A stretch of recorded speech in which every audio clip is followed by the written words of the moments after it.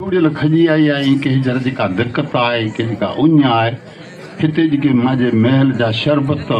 ऐं शराब आहिनि से के प्यारे थी उञ लाइ ऐं मारू जवाबु ॾिए थी त झण पीअनि झंगल रहनि ग़रीबाणी घर ही शरबत लाल गुलाब जा ऐं पी न विञाईंदसि पत सूमरा सपत कढ त कोट न्यान उमर बादशाह गुलामनि खे अर्ज़ु कयो तो शायद मारे के उञ न आहे तो बुखी जरूर हूंदी मुंहिंजे महल जा जेके उम्दा उम्दा ताम आहिनि सो खणी वटि रुजू करे तो ज़रूरु खांदी जी बुख लहंदी तो बादशाह इहे निकाह क़बूल कंदी।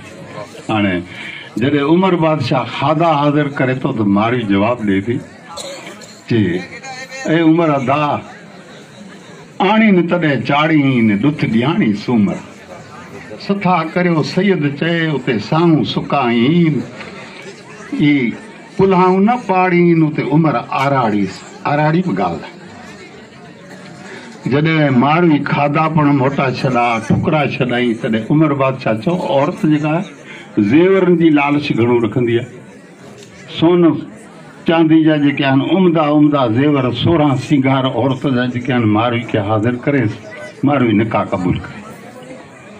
जॾहिं सोन खजी आहे ॾाढा सांवलो सुणे थो मारू अर्ज़ करे थी उमर बादशाह खे कि उमर बादशाह इहे न मारन रीत जे सेण मटाइनि सोन अची उमर कोट में ऐं कंदसि कान कुरीत ई पखनि जी पिरीद ऐं माड़ियुनि ते कान मटी उमर बादशाह थकी वियो उमर बादशाह जेको आहे सो हिमत हारे वियो तॾहिं बादशाह चए थो जी हाणे जेके उम्दा कपिड़ा आहिनि उम्दा जेके पोशाकूं आहिनि से हाज़िर मारवीअ रेशम पोशाकूं ॾिसी जेको उमर बादशाह खे जवाबु ॾिए थी बिटाई गवाई कि वरसे वतन ॼायूं सौसे सुतर जिन गोलाड़ा ऐं गुगरी ओछड़ा अबाणनि वेड़िया घुमनि वलियुनि में झांगी मिज झंगनि ओ मूंखे मारवड़नि उते सुञ घणाई सेज गोलाड़ा ऐं गुगरनि में असीं असांजे जिस्म खे ठके उमर ई बादशाह ही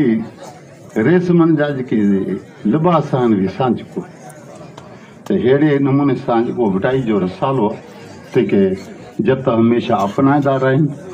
मुंहिंजी उमिरि जेका आहे सा हाणे काफ़ी थी चुकी आहे दिलि जे मिजारा सीने में जेको ख़ुदा ॾिनो सो अॼु जा नौजवान ई वस्तु चीज जेका आहे संभालेनि तंहिं लाइ करे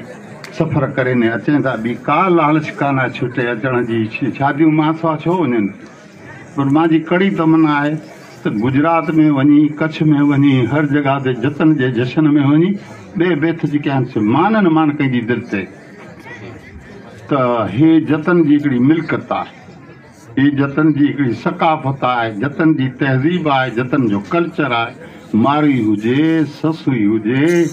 36 सुर भिटाई साहिब जा जेके आहिनि जो भिटाई जतन सां जॾहिं प्यारु रखो त जत जो कमु जतन जो अवली नी फर्ज़ बने थो तो भिटाई जे कलाम खे संभाले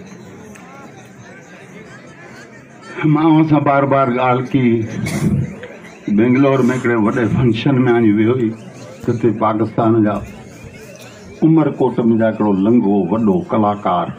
शफ़ी महमूद लंघो आओ तई मूंखे पुछियो बाबा केरु आई मां चयो जत आई जत हुअण जो सबूत ॾींदे जत हुअण जो सबूत इहा आहे जे माउ पीउ जत क़ौम जा उन मूंखे जनमु ॾिनो